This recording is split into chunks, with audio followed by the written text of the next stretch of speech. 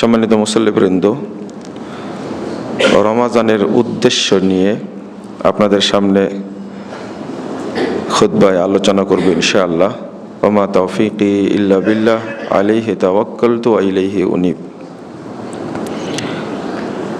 আল্লাহ রাব্বুল আলামিন বিশেষ একটি মাসকে বান্দার জন্য খাস করে দিয়েছেন। কোন উদ্দেশ্যে, কেন, এই তাৎপর্য, এই রহস্যটা উপলব্ধি করতে আমরা ব্যর্থ হয়েছি। এই রমাজান মাস,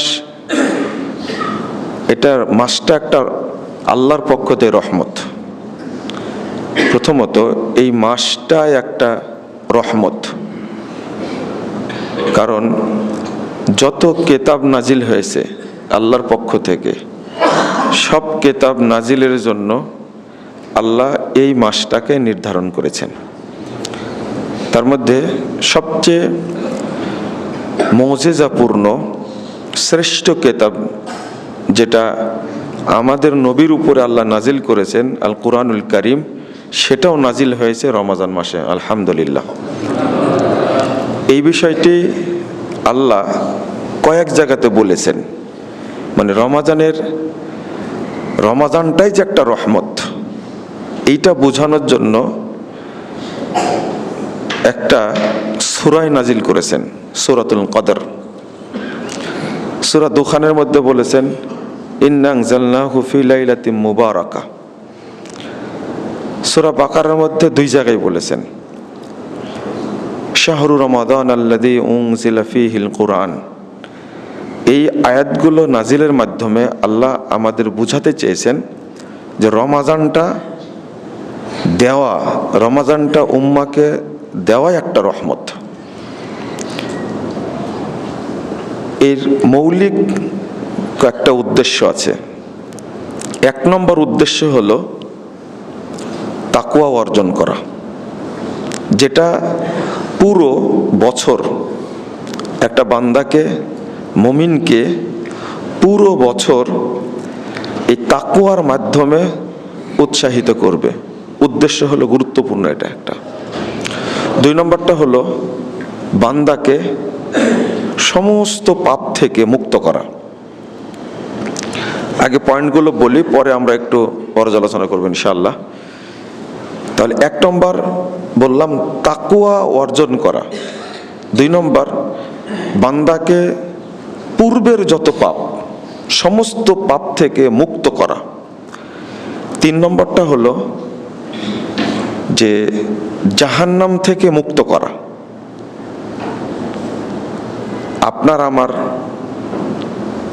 কোনো পাপ হয়েছে, যে পাপের কারণে আমি জাহান্নামীদের মধ্যে অন্তর্ভুক্ত হয়ে গেছি, এই রমাজানের উদ্দেশ্য হলো ওই জাহান্নাম থেকে তাকে মুক্ত করা।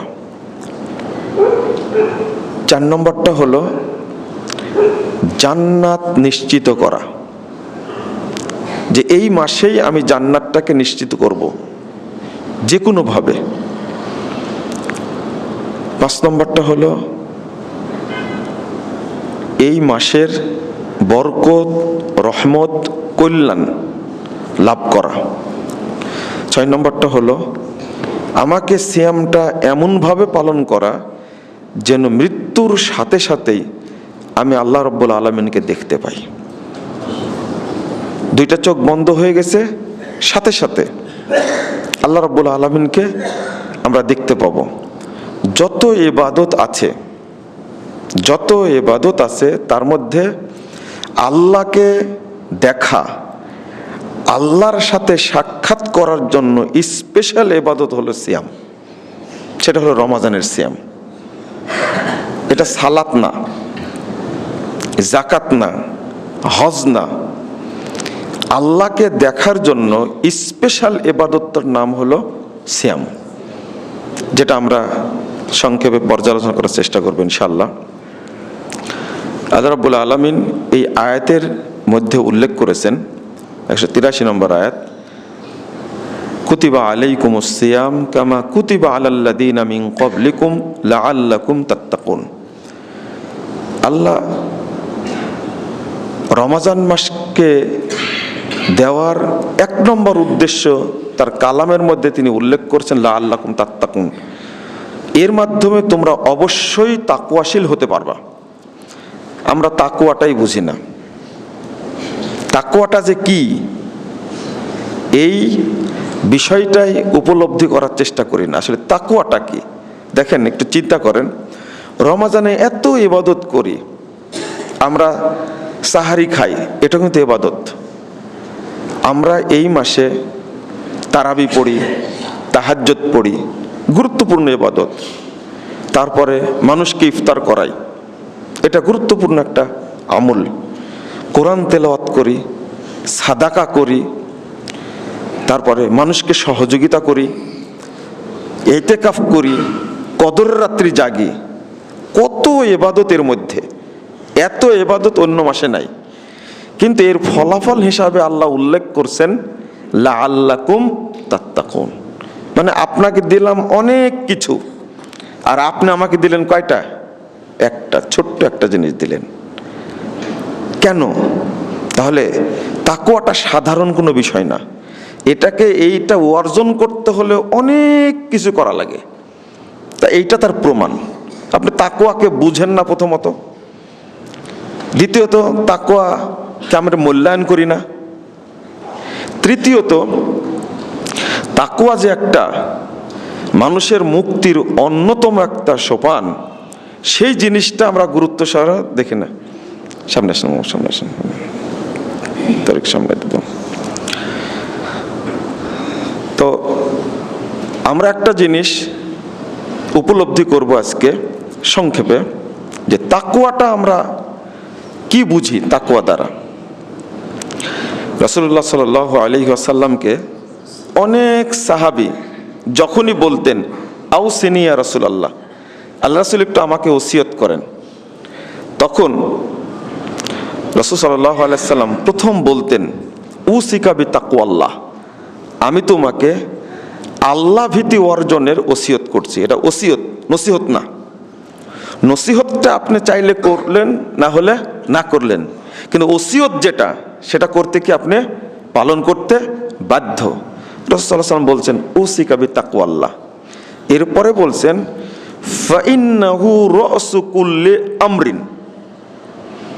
আর একটা জিনিস এখানে অনুবাদটা করি, এরপর আল্লাহ রাসূল বলছেন ফাইন্নাহু রাসু কুল্লি আমরিন, যত আমল করো তোমরা, সমস্ত আমলের মাথা হলো তাকওয়া।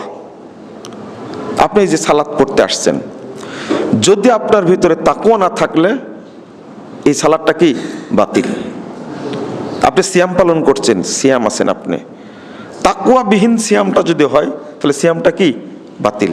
এমন একটা উদাহরণ দিয়েছেন ফাইন্নাহু রাসু কুল্লি আমরিন, যত ইবাদত করবে সমস্ত ইবাদতের মাথা।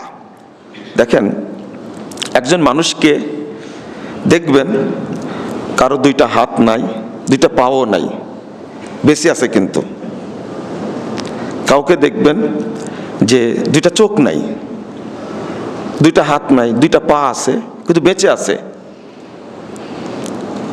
কিন্তু এমন কোন মানুষ দেখেছেন যে দেহের সব আছে, শুধু মাথাটা নাই, ও বেঁচে আছে?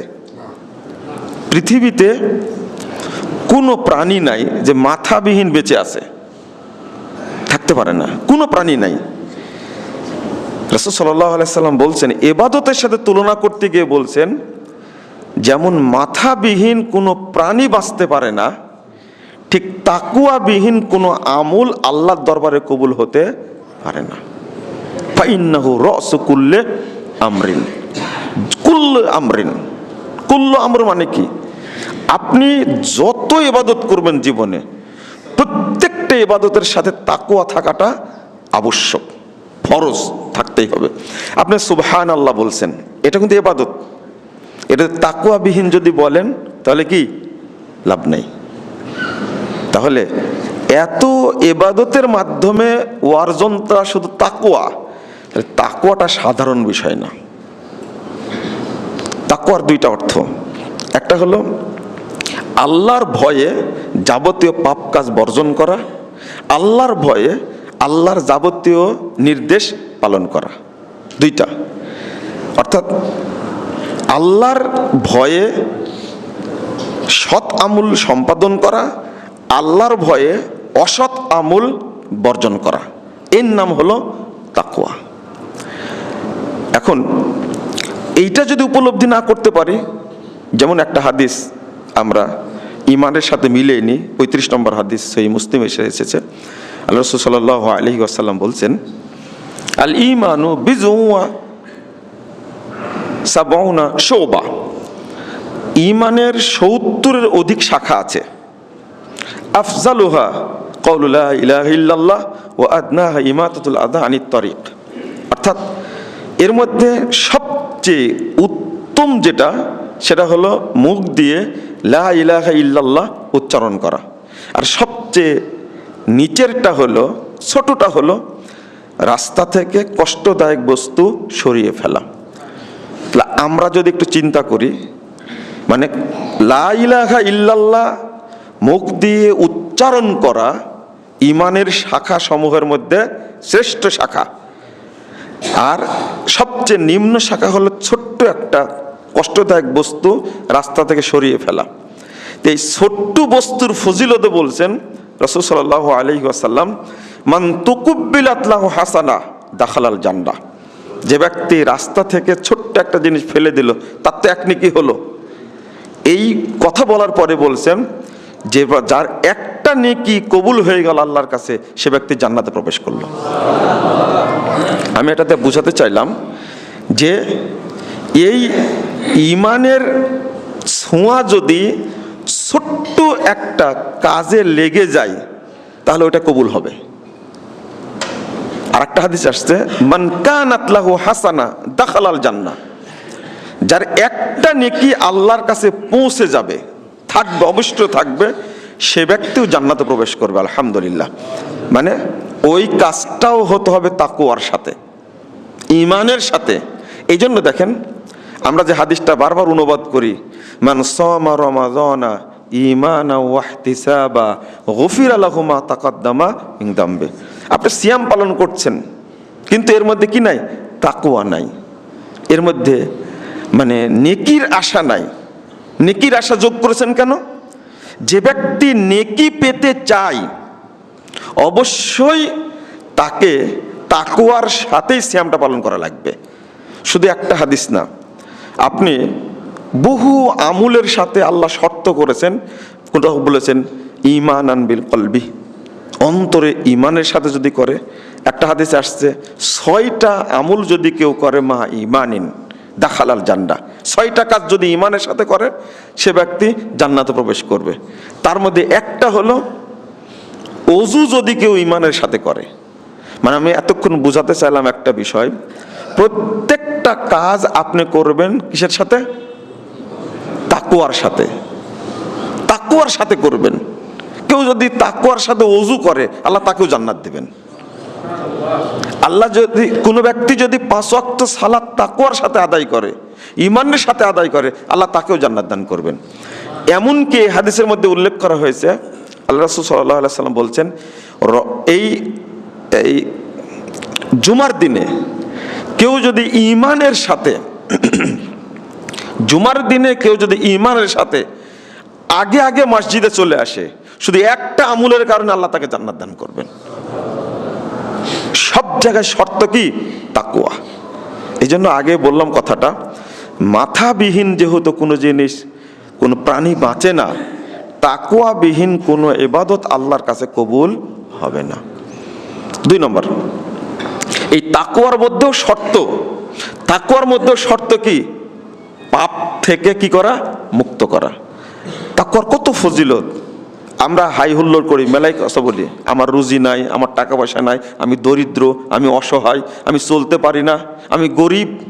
কিন্তু আল্লাহ বলছেন, মাইয়াত্তাকিল্লাহ ইয়াজআল লাহু মাখরাজা ইয়ারযুকুহু মিন হাইসু লা ইয়াহতাসিব। যে ব্যক্তি তাকওয়া অবলম্বন করবে, ওই ব্যক্তির রুজির সমস্ত পথ উন্মুক্ত করে দেবেন। তারপরে কি বলছেন, ইয়ারযুকুহু মিন হাইসু লা ইয়াহতাসিব, তাকে আল্লাহ কোথায় থেকে রুজি দান করবেন সে কল্পনা করতে পারবে না, হঠাৎ হাজির হয়ে যাবে, হঠাৎ হাজির। আপনি বলছেন আমার পরিবারে অনেক সমস্যা, ছেলের সমস্যা, মেয়ের সমস্যা, অসুস্থ, টাকা পয়সা আছে কিন্তু সমস্যা দূর হয় না। আল্লাহ কি বলছেন, ওমান ইয়াত্তাকিল্লাহ ইয়াজআল লাহু মিন আমরিহি ইউসরা। আল্লাহ বলছেন, এটা অন্য কারো কথা না। যে ব্যক্তি তাকওয়া অবলম্বন করবে আল্লাহ তার সমস্ত কষ্টগুলো সহজ করে দিবেন। আল্লাহ বলছেন, আল্লাহর ওয়াদা। তাহলে আমারটা সহজ হয় না কেন? তাহলে বুঝতে হবে তাকওয়া নাই আমার মধ্যে। তো আপনি মনে করছেন যে আমার সমস্যাগুলো দূর করার জন্য আমি কোথায় যাব? কারো কাছে যাওয়া লাগবে না, সরাসরি ফরিয়াদ করতে হবে, বলতে হবে কার কাছে? আল্লাহর কাছে।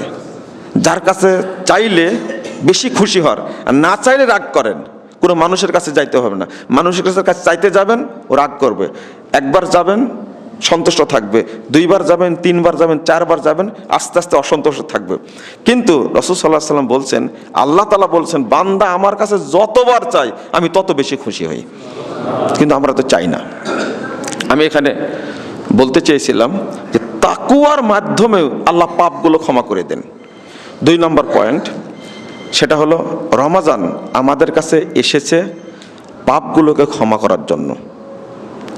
এই যে 3টা ইবাদতের কথা এক হাদিসে বর্ণিত হয়েছে। 1 নম্বর সিয়াম, যেটা বললাম, ওমান কামা রমাদানা ঈমানা ওয়া ইহতিসাবা গুফিরা লাহু মা তাকাদ্দামা মিন যামবিহি। রাসূল সাল্লাল্লাহু আলাইহি ওয়াসাল্লাম বলছেন, যে ব্যক্তি ঈমানের সাথে তাকওয়া অবলম্বন করে নেকির আশায় তারাবির সালাত পড়বে তার পূর্বের সমস্ত পাপকে ক্ষমা করে দেওয়া হবে। ওমান কামা লাইলাতুল কদর ঈমানা ওয়া ইহতিসাবা গুফিরা লাহু মা তাকাদ্দামা মিন যামবিহি। সিয়ামটা ফরজ, কিন্তু তারাবিটা ফরজ না। কদর রাত্রি জাগাটাও কি ফরজ না। দেখেন আল্লাহ স্তর করে দিয়েছেন কিভাবে। ফরজ সিয়াম যে পালন করবে আল্লাহ রাব্বুল আলামিন ওই ব্যক্তিকে সমস্ত পাপ থেকে মুক্ত করে দেবেন। 2, কেউ সিয়াম রাখতে পারলো না, সে বাঁচবে কি করে? অতি বৃদ্ধ মানুষ, অতি অসুস্থ মানুষ, তারও তো পাপ ক্ষমা হওয়ার দরকার আছে। ওই ব্যক্তি যদি শুধু তারাবির সালাত পড়ে আল্লাহ তাকেও মাফ করে দেবেন। আপনি সারা মাস তারাবি পড়তে পারলেন না, কিন্তু চেষ্টা করলেন 5টি রাত, 21, 23, 25, 27, 29, এই 5টি রাত চেষ্টা করলেন আমি কদর রাত্রি ধরার চেষ্টা করি। আপনি তারাবি পড়তে পারেননি সারা বছর, সারা মাস পড়তে পারলেন না, এই 5টি রাত পড়তে পারলেন। হয়তো অসুস্থ, আপনি সিয়ামও রাখতে পারছেন না, অতি বৃদ্ধ মানুষ, চির রোগী হয়ে গেছেন, এই মাসে সিয়াম পালন করা সম্ভব হচ্ছে না, অ্যাক্সিডেন্ট করেছেন, আপনি এমন অসুস্থ হয়ে পড়েছেন আপনি সিয়াম রাখতে পারলেন না। তাই বলে কি আপনি পাপ থেকে মুক্ত হতে পারবেন না? আল্লাহ এই পথ খোলা রাখছে, অন্তত কদরের রাত্রি যদি এসে চেষ্টা করে তারও পূর্বের সমস্ত পাপ ক্ষমা করে দেওয়া হবে। আল্লাহ যে অপশন খোলা রাখছেন, কিন্তু বান্দা এটা বুঝতে চাই না। আপনি যদি কদরের রাত্রির একটা রাত্রির হিসাব করেন, কদর রাত্রির মধ্যে কি আছে, তাহলে দেখবেন যে আপনার সারা জীবনে যত ইবাদত করেছেন, সারা জীবন কদর রাত্রি একটা পেলে তার চেয়ে অনেক গুণ বেশি নেকি পাবেন আপনি। একে বলে রমজান। কিন্তু আমরা এই ক্ষমার বিষয়ে আর একটা কথা বলি, এখানে খুব গুরুত্বপূর্ণ 2টা কথা।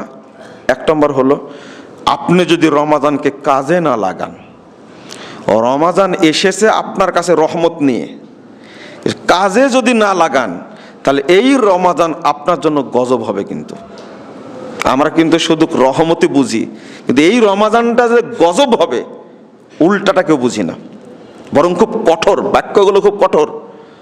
রাসূলুল্লাহ সাল্লাল্লাহু আলাইহি ওয়াসাল্লাম বলছেন, মুস্তাদরাক হাকিমের হাদিস, 7256 নম্বর হাদিস, আল্লাহ রাসূল একদিন মেম্বারে 3টাই তাকে উঠলেন, 3বারই তিনি আমিন বললেন। তো সাহাবীরা বুঝলেন না কেন আমিন বললেন হঠাৎ করে। তো তিনি বলছেন, যখন আমি প্রথম তাকে উঠলাম, ফালাম্মা ইরতাকা দারাজা, প্রথম তাকে যখন উঠলাম, তখন আমাকে জিবরিল আমিন এসে বললেন, মান যুকিরতু ইনদাহু ফালাম ইউসাল্লি আলাইয়া রাগিমান ফু রাজুলিন, যে ব্যক্তির কাছে আমার নাম বলা হলো অথচ আমার উপরে দরুদ পড়ল না সাল্লাল্লাহু আলাইহি ওয়াসাল্লাম, ওই ব্যক্তি অপমানিত হবেই, অর্থাৎ আল্লাহ তাকে অপমান করবেন। আপনি বলেন আমিন। বললেন যখন, এটা কিন্তু ফাইনাল হয়ে গেল। আল্লাহর নবীর আমিন আল্লাহর কাছে কবুল হবে, এতে কোনো সন্দেহ নাই, কবুল হবেই। তো বলছে, যে ব্যক্তি আমার নাম শুনলো অথচ আমার উপরে সংক্ষেপ দরুদ পড়লো না, ওই ব্যক্তিকে আল্লাহ অপমান করবেন, আপনি এটা পাশ করে দেন। আমি বললাম কি? আমিন।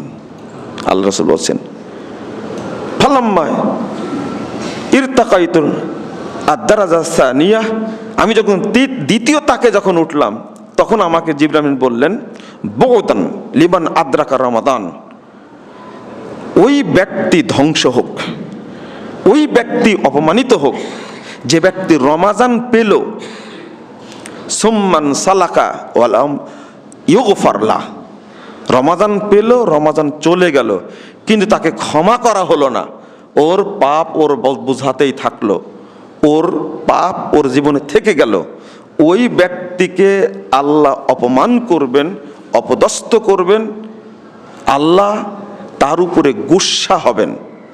আপনি আমিন বলেন। তখন রাসূল সাল্লাল্লাহু আলাইহি ওয়াসাল্লাম বললেন আমিন। তাহলে এই অভিশাপটা ওই ব্যক্তির জন্য কিন্তু কবুল হয়ে গেছে।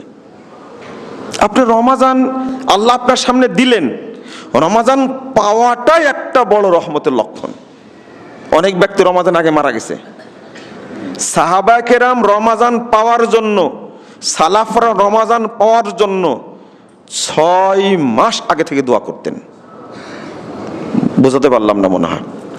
6 মাস আগে থেকে আল্লাহর কাছে বলতেন, আল্লাহ তুমি আমাকে সামনে রমাদানের অন্তর্ভুক্ত করো। রমাদান চলে গেলে 5 মাস দোয়া করতেন, আল্লাহ তুমি রমাদানের ইবাদতগুলো কবুল করেন। রমাদানে একবার সুবহানাল্লাহ বলেছেন, আর আপনি রমাদানের বাহিরে যদি 1000 কোটি বার সুবহানাল্লাহ বলেন, তবু রমাদানের সুবহানাল্লাহর সমান কোনোদিন করতে পারবেন না আপনি। এর নাম রমাদান।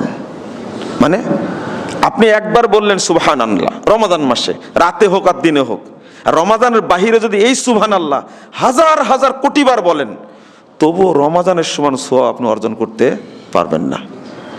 এই মাসটা আল্লাহ আপনাকে দিলেন, আপনাকে অন্তর্ভুক্ত করলেন, অথচ আপনি কাজে লাগালেন না। আল্লাহ আপনাকে ছেড়ে দেবে এমনিতেই? না, ছেড়ে দেবে না, অসম্ভব। প্রথমত আল্লাহকে আপনি অপমান করলেন, আপনি আল্লাহর ইবাদতের প্রতি কোনো মনোযোগ দিলেন না।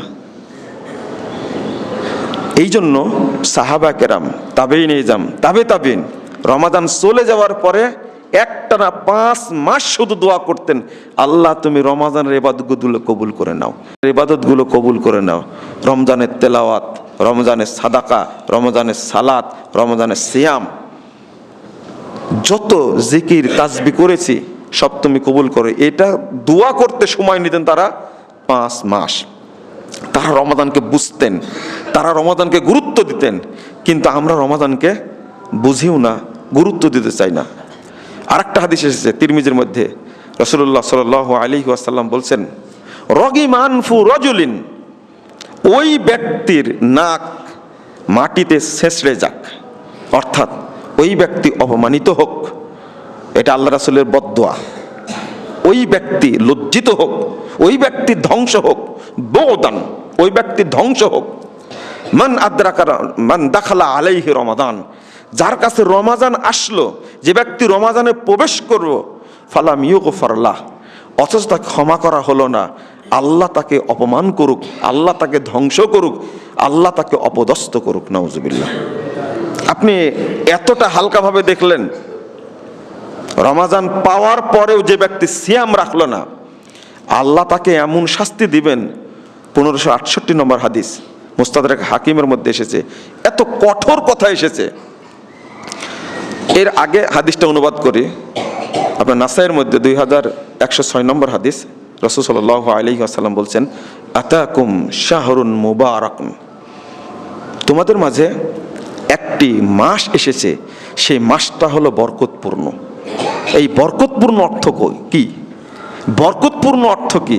আপনি যত ইবাদত করবেন সব ইবাদতেই বরকত হবে, নেকি হবে অনেক অনেক গুণ বেশি। যেমন একটা উদাহরণ, 3 দিনের বেশি কোরআন খতম দেওয়া যায় না, তাই না? 3 দিনের বেশি কোরআন খতম দেওয়া যায় না, সরি 3 দিনের কম, না কি বললাম, 3 দিনের কমে যদি কোরআন খতম দেয় তাহলে নিষেধ, অর্থাৎ 3 দিন লাগাতে হবে কোরআন খতম দেওয়ার জন্য। কিন্তু এই হাদিসটা রমাজানের জন্য না, কিন্তু এই হাদিসটা রমাজানের জন্য না, এই হাদিসটা যারা মক্কা মদিনায় থাকে, হারামের মধ্যে থাকে, তাদের জন্য না। কারণ রমাজান স্পেশাল মাস, একজন ব্যক্তি যদি পারে প্রতিদিন একটা করে খতম দিতে পারবে। কেন? রমাজান বরকতপূর্ণ মাস, যত চাই তত ইবাদত করতে পারবে। এই জন্য ইমাম শাফি রহিমাহুল্লাহ প্রতিদিন শেষ দশকে গিয়ে একবার করে কোরআন খতম দিতেন, প্রতিদিন। আমরা তো সারা মাসেও একবার খতম দেই না, পারি না খতম দিতে একবার।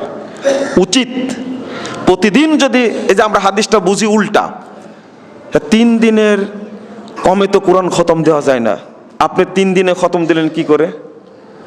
এটা কিন্তু রমাজান মাসের হাদিস না, এটা বরকত মাস। রমাজানে শুধু তেলাওয়াত চলবে, শুধু তেলাওয়াত চলবে। এখানে এক শ্রেণীর মানুষ ফতোয়া দিয়েছে যে অর্থ বুঝে তেলাওয়াত না করলে নেকি হবে না। আর এক জাহেলেরা। আর একটা হলো জিলহজ মাসের 10 দিন, প্রথম 10 দিন, এই 10 দিনের মধ্যে আপনি প্রতিদিন কোরআন খতম দিতে পারেন। ওই হাদিসটা জিলহজ মাসের প্রথম 10 দিনের জন্য না, রমাজানের জন্য না। মক্কা মদিনায় যদি কেউ উমরা করতে যায় প্রতিদিন খতম দিতে পারে একটা করে। এটার কারণ হলো ওইটা বরকতের জায়গা, আর রমাজান মাস মানে বরকতের মাস, প্রতিদিন খতম দিতে পারবেন আপনি। আপনি 2টা খতম দেন, একজন হাফেজ পারবে, কিন্তু একজন হাফেজ আধা ঘন্টা লাগে না, 25 মিনিট 22 মিনিটের মধ্যে এক পারা পড়তে পারে। তা আপনি হিসাব করেন এক বৈঠক বসে কটা পড়তে পারবো? 2বার খতম দিতে পারবে রাত দিনে, তাও জায়েজ। আমি এটার দ্বারা কি বুঝালাম? আপনি রমাজান মাস পেয়েছেন বরকতপূর্ণ, আপনি যত পারেন নফল সালাত আদায় করেন, যত পারেন জিকির তাসবিহ করেন, যত পারেন আপনি সাদকা করেন। কিন্তু আমরা উদাসীন। এরপরে বলছেন রাসূল সাল্লাল্লাহু আলাইহি ওয়াসাল্লাম, মান হুরিমা খায়রাহা ফাকাদ হুরিম। এই অংশটুকু বোঝানোর জন্য হাদিসটা অনুবাদ করলাম, মান হুরিমা খায়রাহা ফাকাদ হুরিম। যে ব্যক্তিকে এই মাসের কল্যাণ থেকে বঞ্চিত করা হলো, তাকে যাবতীয় কল্যাণ থেকে বঞ্চিত করা হলো। আপনি মনে করলেন আমি সিয়াম পালন করলাম না, বেঁচে গেলাম? না না না, এই 3টা জিনিস খেয়াল রাখবেন, 3টা কথা। যে ব্যক্তি রমাজান কাজে না লাগাবে, আল্লাহ তাকে অপমান করেই ছাড়বেন। এটা মুহাম্মদ সাল্লাল্লাহু আলাইহি ওয়াসাল্লামের বদদোয়া। এটা যে ব্যক্তি রমাজান পাওয়ার পরেও সমস্ত পাপ ক্ষমা করে নিতে পারল না, আল্লাহ তাকে অপদস্থ করবেনি, সে গুরুত্ব দেয়নি। যে ব্যক্তি রমাজানের বরকতকে হাসিল করতে পারল না, রমাজানের রহমত, রমাজানের খায়ের কল্যাণ যে ব্যক্তি অর্জন করতে পারল না, আল্লাহ রাসূল বলে দিলেন ওই ব্যক্তিকে কোনো কল্যাণই আল্লাহ দিবেন না, সব কল্যাণ থেকে তা বঞ্চিত করবেন। আর স্পেশালি শাস্তির কথা যেটা এসেছে, আমি এখানে আর একটা বিষয় বলি, গফিরা লাহু মা তাকাদ্দামা মিন যামবি, পূর্বের পাপ ক্ষমা করে দেওয়া হলো। এটা দ্বারা আমরা কি বুঝি? এটা দ্বারা আমরা কি বুঝি যে পূর্বের পাপ ক্ষমা করে দেওয়া হলো? এটা দ্বারা কি বুঝি?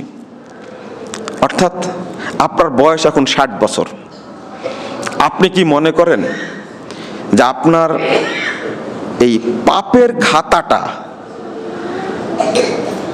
খাতা যেটা আছে, সে পাপের খাতায় কি পাপ আছে না নাই? আপনি কি মনে করেন?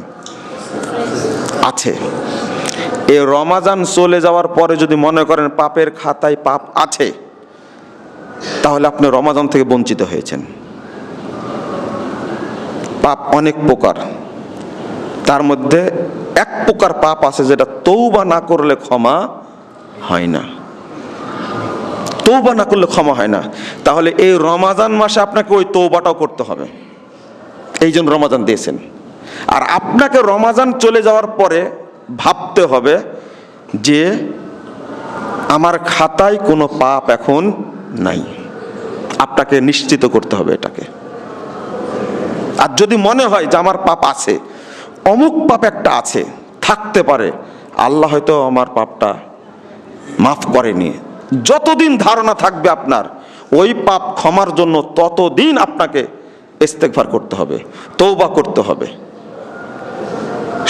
মাস বাদ দিলাম, আগে বললাম সারা জীবন, এখন বলছি বিগত রমাদান পার হওয়ার পরে এই রমাদান আসার পর্যন্ত যে পাপটা হয়েছে, এই পাপ আমার খাতায় আছে না নাই। আপনি যদি নিশ্চিত হন যে আমার ইবাদতের মাধ্যমে বিগত বছরের পাপ আল্লাহ হয়তো ক্ষমা করে দিয়েছেন, আপনি সফল। আর যদি আপনি এটা নিশ্চিত না হতে পারেন, তাহলে আপনার জন্য অকল্যাণ আছে, আপনার জন্য অশনি সংকেত আছে। আপনি গজবে পতিত হতে পারেন, আল্লাহর গুসার রাগের শিকার হতে পারেন। আমি মনে হয় এই বিষয়টা এইভাবে না বললে বুঝতে পারছেন না। বিগত বছর বললাম, এখন বলছি, দেখেন আল্লাহ রাব্বুল আলামিন আপনাকে প্রতিদিনের পাপ থেকে মাফ করার জন্য আল্লাহ অনেক ব্যবস্থা রাখছেন। প্রতিদিনের পাপ থেকে আল্লাহ আপনাকে মাফ করবেন, এই জন্য ব্যবস্থা রাখছেন। অর্থাৎ যখন আপনি ঘুমাতে যাচ্ছেন, তখন আপনি নিশ্চিত হলেন কিনা যে আমার আজকের পাপ আল্লাহ মাফ করেছেন। প্রত্যেক মুমিনকে ঘুমাতে যাওয়ার সময় এই বিশ্লেষণটা করতে হবে। মুহাম্মদ রাসূলুল্লাহ সাল্লাল্লাহু আলাইহি ওয়াসাল্লাম বলছেন, যে ব্যক্তি ঘুমাতে গিয়ে এই বিশ্লেষণটা করে যে সব পাপই ক্ষমা আল্লাহ করবেন, কিন্তু কিছু লোক আছে যে লোকগুলো আমার উপরে অন্যায় করেছে, আল্লাহ রাসূল বলছেন যে ব্যক্তি তার উপরে কৃত অন্যায় মাফ করে দিয়ে ঘুমালো, ওই ব্যক্তি জান্নাতি হয়ে ঘুমালো। তাহলে বোঝা গেল ওই লোকটার পাপ নাই। রাসূল সাল্লাল্লাহু আলাইহি ওয়াসাল্লাম বলছেন, যে ব্যক্তি সাইয়্যিদুল ইস্তিগফার, আল্লাহুম্মা আনতা রাব্বি লা ইলাহা ইল্লা আনতা খালাকতানি ওয়া আনা আবদুকা ওয়া আনা আলা আহদিকা ওয়া ওয়াদিকা মাসতাতাতু আউযু বিকা মিন শাররি মা সানাতু আবু লাকা বিনিমাতিক ওয়া আবু বিদামবি ফাগফিরলি ফাইন্নাহু লা ইয়াগফিরুয যুনুবা ইল্লা আনতা। এই দুয়াটি যে ব্যক্তি পড়ে ঘুমাবে, দেখেন ওই ব্যক্তি যদি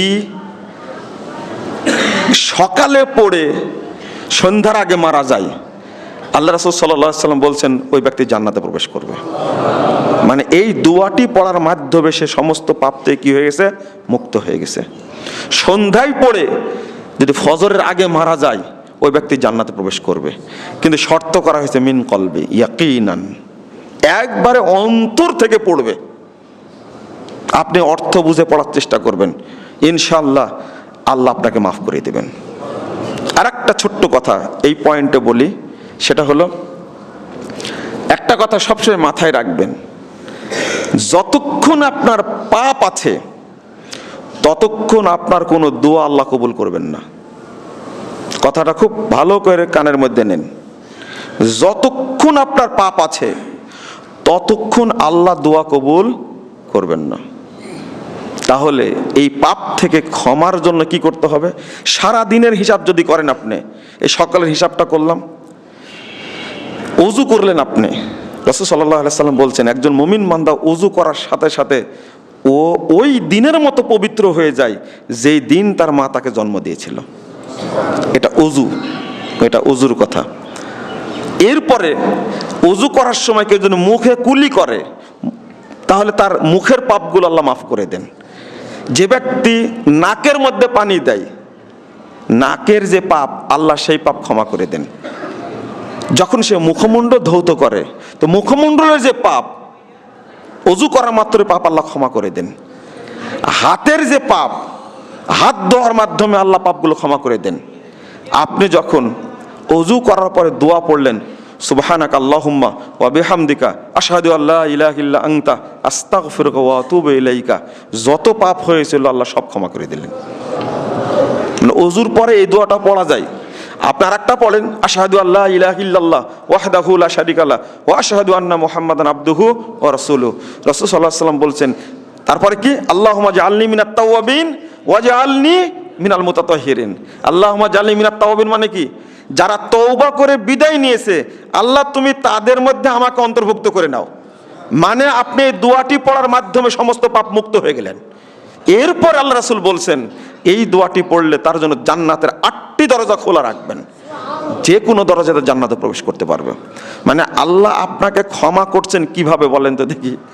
এই যে পদ্ধতি, আপনি মুসাফা করলেন, আল্লাহ চাচ্ছেন আপনি যেন সবসময় পাপ মুক্ত থাকেন। আর আপনি আজকে চিন্তা করছেন 80 বছর আগের পাপ এখনো আছে খাতায়। আপনি যদি এই চিন্তা করেন যে 10 বছর আগের পাপের মানে আগের পাপ এখনো আমার খাতায় আছে, তাহলে তো আমি একবারে বঞ্চিত। আল্লাহ আপনাকে প্রতিদিন ক্ষমা করতে চাচ্ছেন।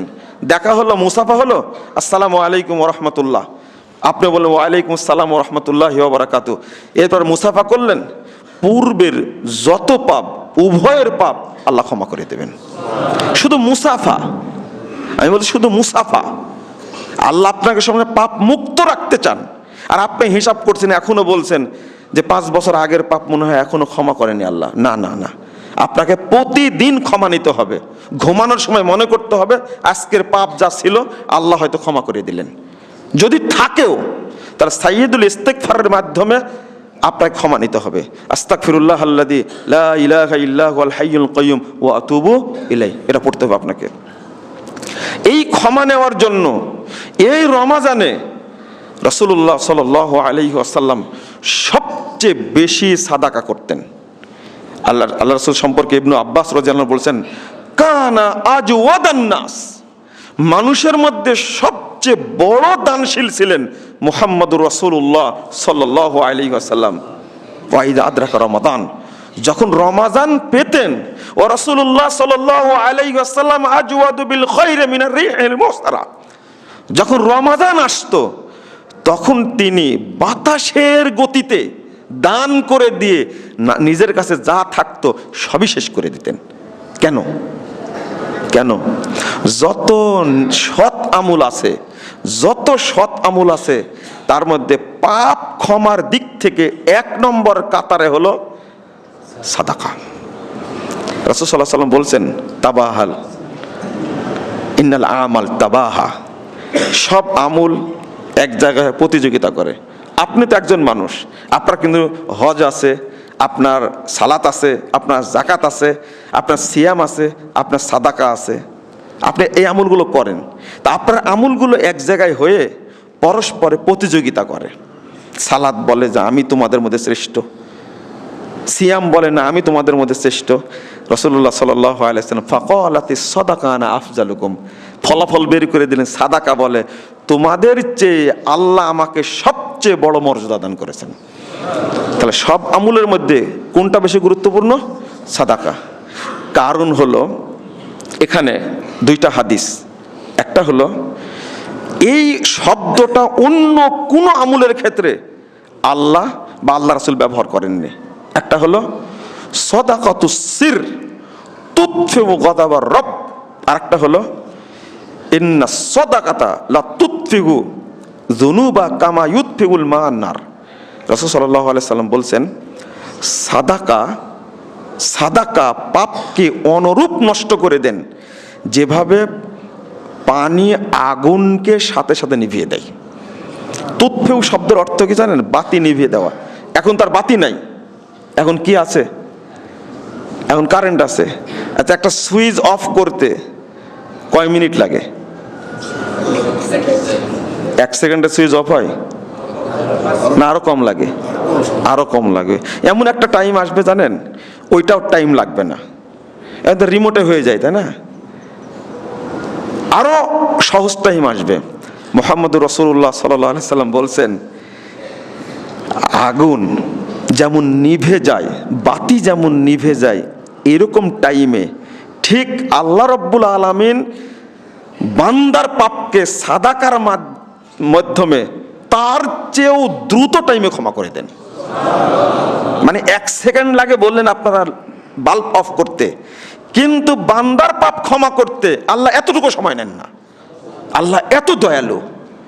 আরেকটা তুৎফেউ গদাবার রব, যে ব্যক্তি গোপনে সাদকা দেয়, আল্লাহর যে রাগ আছে তার উপরে, এই রাগকে আল্লাহ সাথে সাথে দূর করে দেন।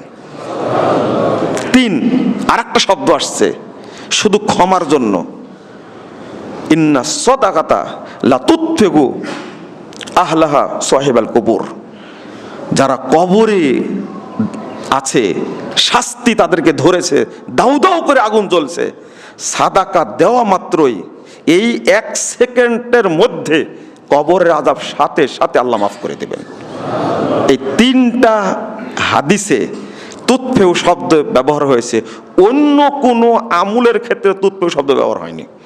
মানে আপনি সালাত আদায় করছেন, পাপ ক্ষমা হতে আপনার দেরি হতে পারে। আপনি হজ করছেন, হজ কবুল হতেও তো কয়েকদিন লাগবে, অন্তত 5 দিন লাগে, সময় লাগবে। আপনি সিয়াম পালন করছেন, সিয়ামটা হতেও তো সময় লাগে, কটা পর্যন্ত? সুবে সাদিক থেকে নিয়ে সূর্যাস্ত পর্যন্ত অনেক টাইম লাগে। কিন্তু সাদাকা এমন একটা জিনিস, অন্যগুলোর কিন্তু শর্ত আছে, শর্ত আছে না? শর্ত যেমন রমাজানের আসলে, রমাজান আসলেই কেবল ফরজ সিয়াম, আর বাকি 11 মাস চলবে কি ফরজ সিয়াম? চলবে না। হজ কোন মাসে? কেবল জিলহজ মাসে, অন্য মাসে আদায় করতে পারবেন না আপনি। আর সালাত 5 ওয়াক্তই দিনে 10 ওয়াক্ত পড়তে পারবেন না আপনি, শর্ত আছে। কিন্তু সাদাকার জন্য কোনো টাইম নাই। আপনি তফ করবেন, ওযু লাগবে, সালাত পড়বেন, কি লাগবে? ওযু লাগবে। বুঝতে পারছেন কথা? কিন্তু সাদাকার জন্য কোনো শর্ত নাই, যতটুকু দিবেন। এমনকি রাসূল সাল্লাল্লাহু আলাইহি ওয়াসাল্লাম বলছেন, কেউ যদি মসজিদকে উঁচু করার জন্য 1 মুঠো বালিও দেয়, আল্লাহ তার জন্য জান্নাতে ঘর তৈরি করবেন। আমি বুঝাতে চাইলাম সাদাকার কোনো টাইম নাই। সাদাকা কেন এত গুরুত্বপূর্ণ, এত গুরুত্বপূর্ণ? আর শব্দটা উল্লেখ করছেন কি? তুৎফেউ। কবরের আযাব হচ্ছে, দাউ দাউ করে কবরে আগুন জ্বলছে, তাও দুনিয়ার আগুন না, কোথাকার আগুন? জাহান্নামের আগুন। এই আগুন থামানোর জন্য সবচেয়ে পাওয়ারফুল হলো সাদাকা দেওয়া মাত্রই। 1 সেকেন্ড হওয়ার আগে, এটা মানুষের তৈরি 1 সেকেন্ড, কিন্তু আল্লাহর তৈরি সেকেন্ড মানুষের সাথে মিল না, তার আগে আল্লাহ ক্ষমা করে দেবেন তাকে, আল্লাহ তার কবরের আযাব বন্ধ করে দেবেন। এটা হলো সাদাকা।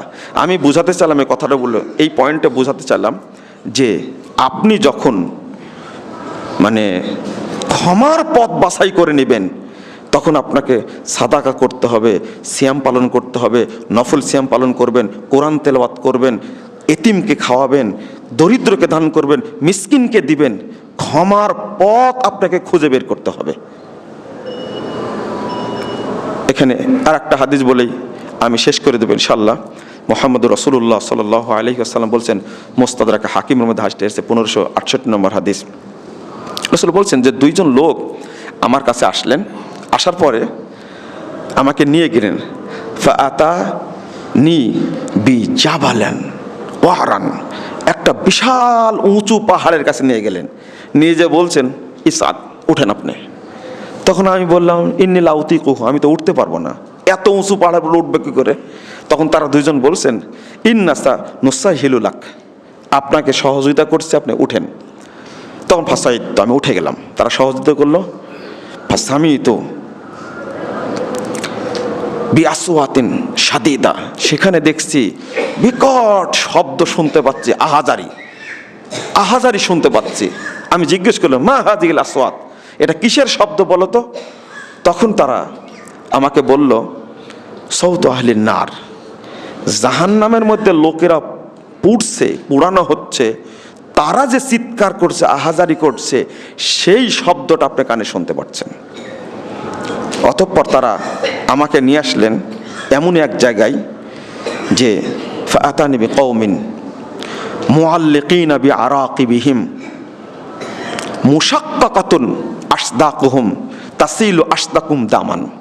রাসূল সাল্লাল্লাহু আলাইহি ওয়াসাল্লাম বলছেন, এরপরে তারা আমাকে এমন এক সম্প্রদায়ের কাছে নিয়ে আসলেন, বহু মানুষ দেখছি, তাদের সবাইকে পা উপরের দিকে বাঁধা, আর নিচের দিকে পা, নিচের দিকে মাথা, উপরে পা, নিচের দিকে মাথা, আমি দেখছি তাদের শরীরকে চিরা হচ্ছে, গাল কেটে দেওয়া হচ্ছে, ঠোঁট কেটে দেওয়া হচ্ছে, তাশিদু আশদাকুহুম দামান, আর তাদের মুখ দিয়ে মাথা দিয়ে স্রোতের মতো রক্ত পড়ছে। আমি জিজ্ঞেস করলাম, মান হাউলাই, আচ্ছা এরা কারা? বিশাল একটা সম্প্রদায়, তাদের সবাইকে উপরে পা বেঁধে রেখে এইভাবে শিলা হচ্ছে, গোস্ত কাটা হচ্ছে, তাদের ঠোঁট এবং গাল কেটে দেওয়া হচ্ছে, এরা কারা? আর রক্ত ঝরে পড়ছে। আল্লাহ রাসূল সাল্লাল্লাহু আলাইহি সাল্লামকে তারা প্রশ্ন করলেন, হুমুল্লাযীন হাউলাইল্লাযীনা ইফতিরুনা ক্বাবলা তাহিল্লাতি সাওমিহিম, এরা ওই সমস্ত লোক যারা রমাজান মাসে সিয়াম না রেখে খাওয়া দাওয়া করত, আল্লাহ তাদেরকে এইভাবে বেঁধে জাহান্নামে শাস্তি দান করছে। ইন্না লিল্লাহি ওয়া ইন্না ইলাইহি রাজিউন। এখনো কিন্তু কিয়ামত হয়নি, আল্লাহ রাসূল দেখছেন, অর্থাৎ মরার পরেই শুরু করবে এটা। রমাজানকে অবমূল্যায়ন করা যাবে না, সাবধান। এত বড় শাস্তি, কঠিন শাস্তি, আর শাস্তি তো অনেক হয়েছে, অনেক। এরপরে আল্লাহ রাসূল বলছেন, আমাকে দেখানো হলো ইয়ানহাসুল হায়াত, বহু মহিলা, নাউজুবিল্লাহ, বহু মহিলা উলঙ্গ, জাহান্নামের মধ্যে দেখছে উলঙ্গ মহিলা, আর তাদের স্তনগুলো চিবিয়ে চিবিয়ে খাচ্ছে বিশাল বিশাল সাপ জাহান্নামের। আমি বললাম, মান হাউলাই, এরা আবার কারা? এরা আবার কারা? মুহাম্মদুর রাসূলুল্লাহ সাল্লাল্লাহু আলাইহি ওয়াসাল্লাম তারা জবাব দিচ্ছে, এই মহিলারা ইয়ামনানা আওলাদাহুন্না আলবানাহুন্না, এরা তাদের নিজের সন্তানকে দুধ দিত না। একজন মায়ের বুকে দুধ থাকে প্রায় 60 মনের মতো, কেউ কেউ বলছে 40 মন। এই দুধ দেয়নি মা, সন্তানকে দেয়নি, শরীর দুর্বল হয়ে যাবে, চেহারা শুকে যাবে, বাচ্চাকে ফিডার খাওয়াইছে, গরুর দুধ খাওয়াইছে, নিজের দুধ খাওয়ায়নি। ওই দুধগুলো কোথায়? মরার পরে এই তাদের দুধ খাবে জাহান্নামের বিশাল বিশাল সাপ। আল্লাহ রাসূল বলছেন লুটুপুটু করে দুধ খাচ্ছে তারা। আমি বললাম, এরা কারা? সাবধান। আল্লাহর নবী সাল্লাল্লাহু আলাইহি সাল্লাম বলে দিয়েছেন, যে ব্যক্তি, যে মহিলার পেটে বাচ্চা আছে সে রমাজানে সিয়াম রাখবে না, পরে রাখবে। যে মহিলা বাচ্চাকে দুধ দিচ্ছে সে সিয়াম রাখবে না, সে পরে রাখবে। আর সেই মহিলারা বাচ্চাকে দুধ দেয় না, চিন্তা করতে পারছেন? উদ্দেশ্য হলো স্তন ঝুলে পড়ে যাবে, তারা দুর্বল হয়ে যাবে, চেহারা লাবণ্য নষ্ট হয়ে যাবে। এই জাহিলিয়াতে বাংলাদেশের বহু মহিলাকে এখন ধরেছে। আল্লাহ যেন আমাদেরকে হেফাজত করে, আমিন। বন্ধুরা আমার, এই রমাজানকে আমরা যেন মূল্যায়ন করি, আল্লাহ যেন আমাদের তৌফিক দান করেন, আমিন। বন্ধুরা আমার, আমি শেষে বলতে চেয়েছিলাম একটা কথা, ইনদা লিকাই রব্বি, আল্লাহ রব্বুল আলামিনের সাক্ষাৎ যেন হয় মরার সাথে সাথে। এই জন্য একটা বড় ইবাদত, স্পেশাল ইবাদত, যার নাম কি? সিয়াম। আমরা এই নিয়াত করব, আল্লাহ সিয়াম রাখছি, তুমি আমাদের সিয়ামকে কবুল করো, আর আমাদেরকে মরার সাথে সাথে যেন তোমার সাথে সাক্ষাৎ হয়ে যায় ব্যবস্থা করো, আমিন রাব্বুল আলামিন। বারাকাল্লাহু ফিকুম ওয়া জাযাকুমুল্লাহু খাইরান।